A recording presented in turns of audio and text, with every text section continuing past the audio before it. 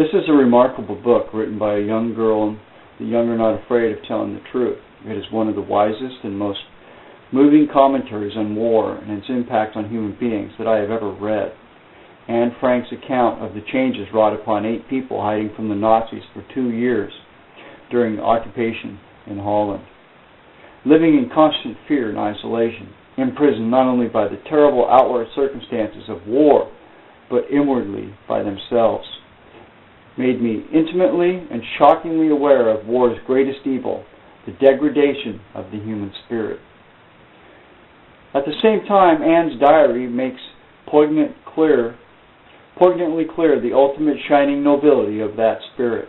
Despite the horror of the humiliation of their daily lives, these people never gave up.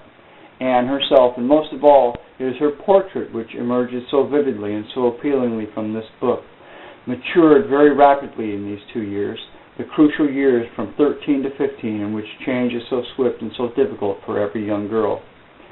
Sustained by her warmth and her wit, her intelligence and the rich resources of her inner life, Anne wrote and thought much of the time about things which very sensitive and talented adolescents without the threat of death will write.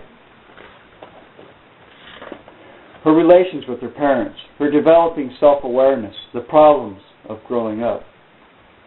These are the thoughts and expressions of a young girl living under extraordinary conditions, and for this reason, her diary tells us much about ourselves, about our own children, and for this reason, too, I felt how close we all are to Anne's experience, how very much involved we are in her short life and in the entire world. Anne's diary is an appropriate monument to her fine spirit, to the spirits of those who have worked and are working still for peace. Reading it is rich and rewarding experience. Eleanor Roosevelt. So this is the introduction written to the book, Anne Frank, The Diary of a Young Girl.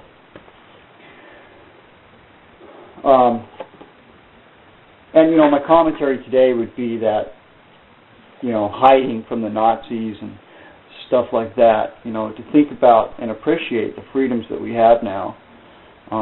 Because with the new healthcare law, the Patriot Act, things like that now there are lots of things that we have to be hiding from Big Brother about.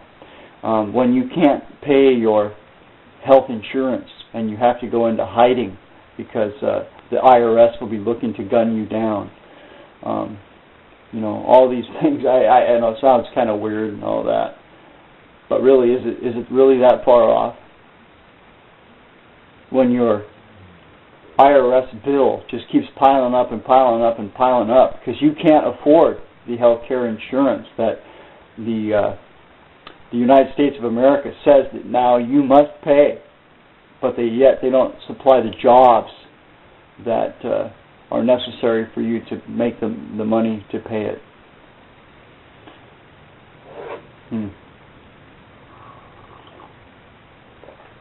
Isn't that interesting?